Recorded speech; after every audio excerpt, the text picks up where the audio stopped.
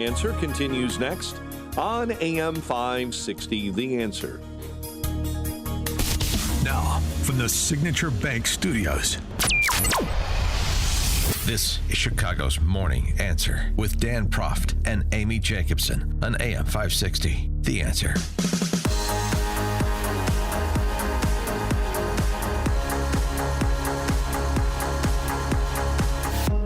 Top of the morning, Dan and Amy. So last week, the anticipated heated exchanges in the confirmation hearings for Gabbard, Patel, and RFK Jr., who came out largely unscathed and who did not. Seems to me Kash Patel is going to fly through confirmation. Yep. He'll be fine. Probably RFK gets through. Tulsi Gabbard, I think, is in some jeopardy. Todd Young, Republican from Indiana, already announced that he is voting no on her. And you can be sure that those vertebrae-challenged senators in the Republican caucus, like Murkowski and Collins, maybe Mr. Freeze-Frame, McConnell, perhaps some others with respect to Gabbard, including Langford and Curtis, who expressed concern about her willingness to term Edward Snowden a traitor.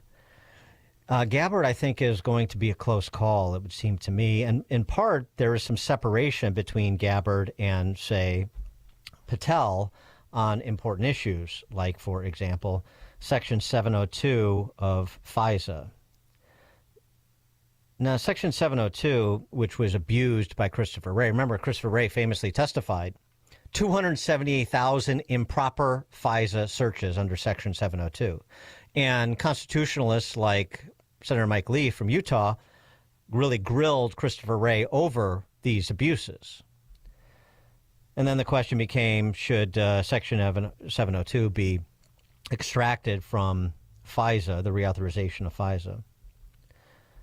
Patel said that FISA collection is sometimes used to find and save American hostages. He said, I'm quoting him, having a warrant requirement to go through that information in real time is just not comportive with the requirement to protect American citizenry. It's almost impossible to make that function and serve the national no-fail mission. Gabbard was more nebulous about her support for that particular provision in FISA, and this is also something that some national security hawks can hang their hat on in voting no for her. So it'll be interesting to see how this proceeds with more perspective on these nominees. We're pleased to be joined by Rich Lowry. He's the editor-in-chief of National Review. Rich, thanks for joining us. Appreciate it. Hey, thanks for having me. So on Gabbard specifically, the Edward Snowden litmus test, the Section 702 litmus test for some senators, I'm talking about Republicans, do you think that will fell her nomination? I go back and forth on this. I think it's about a 50-50 proposition. I don't think it was a great hearing for her. She's a great communicator. I mean, she didn't blink or wince once, but she got cornered on the Snowden thing. Excuse me.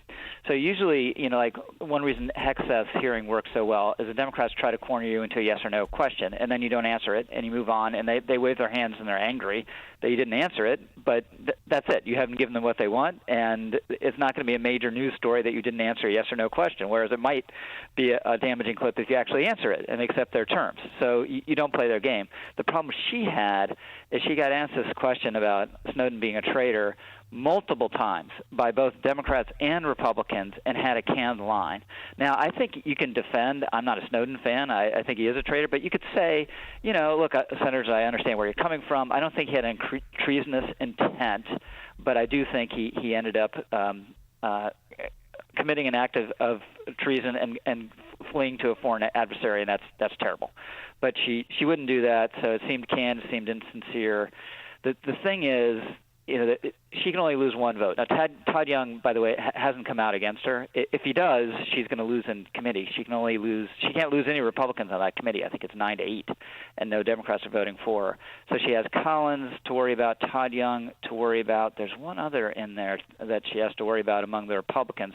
But there's going to be a lot of pressure. The vote's supposed to be tomorrow. A lot of pressure on these members, and she easily could get through that committee, but she also easily could go down. It was reported that Todd Young was a no, so maybe that's not. I mean on the floor. I don't think he's going to try to kill her in committee, but I thought it was reported that he's a no on the floor, but perhaps not. It's interesting because on this Snowden thing where Langford and Curtis were not happy with her answer and said, I don't know, I'm thinking about it.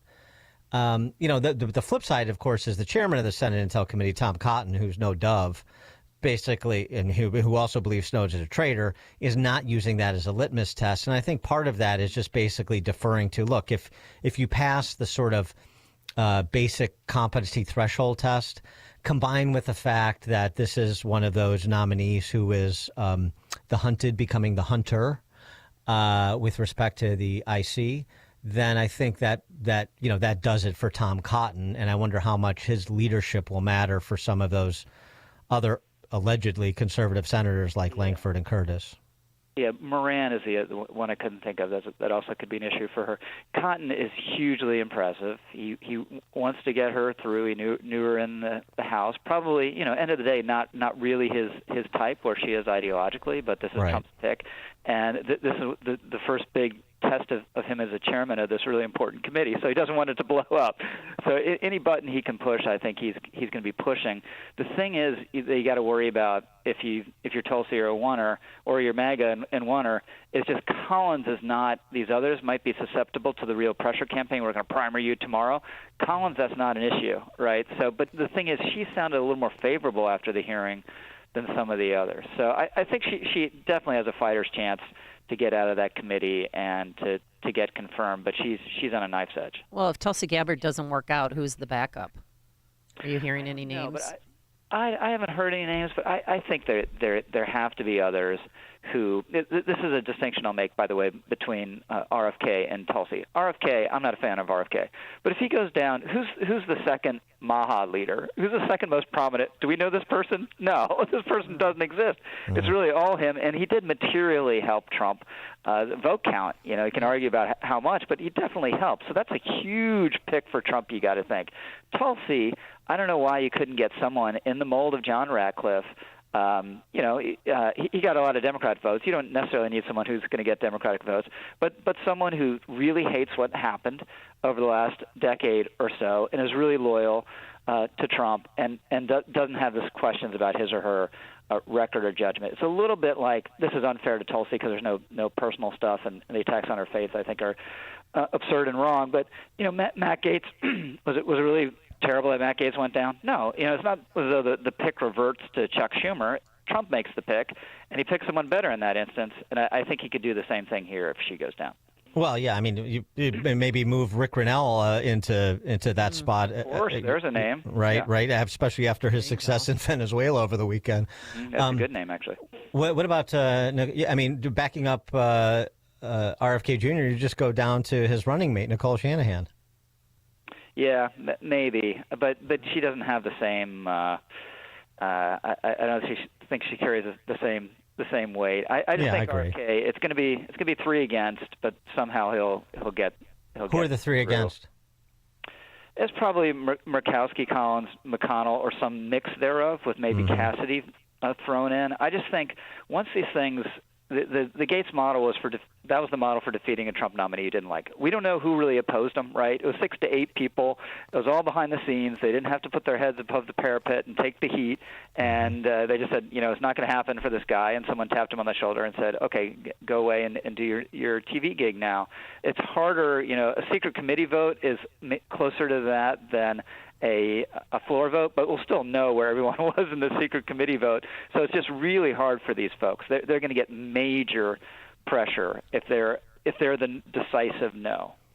Talking about FBI and the intel community, We've had a little bit of, sort of a modest red wedding, not the red wedding that I want, but the beginnings of a red wedding. Some senior FBI officials that were involved in J6 investigations that were pushed out against the perspective of the acting director, but that guy's a short timer, so who cares? And also Trump going next level on the 51 who signed the Hunter Biden laptop letter, not just revoking their security clearances, but also banning them from federal buildings. Your perspective on purging the leadership of the intelligence community, past and present, and FBI? I don't have any problem with going after the people who directed this. I think it could be an issue going after the people who were directed. And otherwise, you're a prosecutor, a line prosecutor, or an FBI agent, and you're told to take this case. Are we really expect them to quit or resign or give up their careers? And Chris Christie, I know some people are not fans of Chris Christie. He was making a point yesterday that it's really hard to replace FBI agents. So you got to be sure these agents themselves were drivers before you're firing hundreds and hundreds of them. It's going to be hard to replace. But I don't have any problem going after the people who did it. I don't have any problem going after the signers the 51 signers of that letter, which was a disgusting act of propaganda. So when Trump talked about retribution, what made me nervous and I thought would be a huge mistake was trying to prosecute his political enemies. That would be blind alley. It wouldn't work. Be politically damaging. If by retribution he just means getting rid of the people who did this stuff, I'm all on board. The executive order signed in the Doge world, which is showing some early benefits. He has moved from a 2-to-1 regulation, removing 2 regulations for every 1 regulation that you promulgate, to an executive order installing a 10-to-1 ratio. I assume that's a high bar he's setting for Elon Musk and company. This was one of his successes in his first term. Maybe not as much as people had hoped, but certainly he, in comparison to what we've seen before, the Federal Register didn't balloon like it normally does. What about this sort of 10-to-1 cultural touchstone?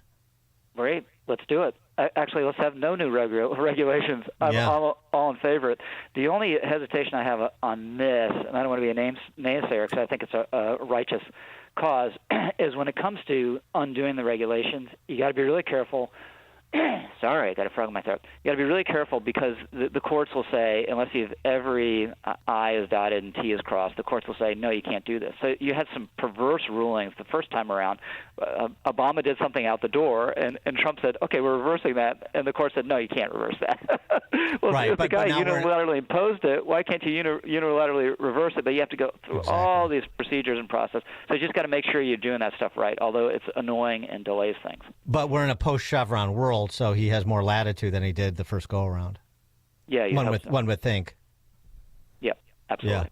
Yeah. Thinking about the litigation, they're going to do the same thing the left is that they did the first go-around, which is, as you keep hearing from their leadership in the streets, in the courts, in the halls of Congress, and so forth. But Trump is jujitsuing them a little bit too, because they're happy to go to court to preemptively litigate some of these things too, or try to get them before courts that can change the legal paradigm under which we live. Birthright citizenship is a good example. Yeah, so that one I don't think he's going to. Is not going to succeed on, but this is the advantage of having done it so much so early.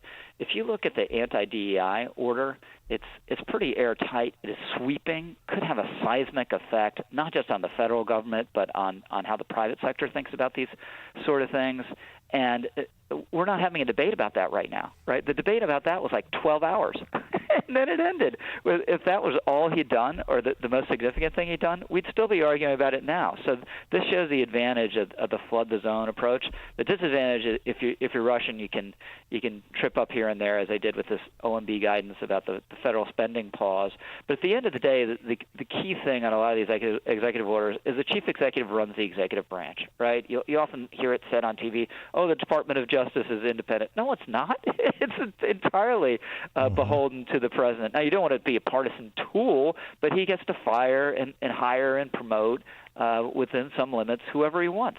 Yeah, and I mean, and you couldn't set a lower standard with Eric Holder and Merrick Garland. So, Yeah. you know, the other advantages he has, you know, I'm sorry, they set the precedents here. So, you know, we told you that if you start to blow through all of these precedents, they will boomerang on you at some point. Well, guess what? Welcome to some point. Yeah, exactly. I mean, the idea that Merrick Garland is sold as this reasonable centrist to go on the Supreme Court was crazy, and that was Mitch McConnell and Senate Republicans' finest hour, just saying no to that and holding it open for Trump. Rich Lowry, editor of National Review, author of The Case for Nationalism, How It Made Us Powerful, United, and Free. Rich, thank you as always. Hey, thanks for having me. Thank you. And he joined us on our turnkey.pro answer line. This is Chicago's Morning Answer. Your show keeps me alive during the week. There's nobody I'd rather listen to between 5 and 9 in the morning than you guys. On AM 560, The Answer. What does it feel like to file with TaxSlayer and get your guaranteed maximum refund? It feels like the last level of a video game, facing off against the final boss who stands between you and your refund. All your refund has belonged to me. Using the power of TaxSlayer like a secret power-up he doesn't see coming. Only the most tax confident can defeat me. Throwing your laptop at his video game face and watching him crumble into a giant pile of shiny coin tax refunds.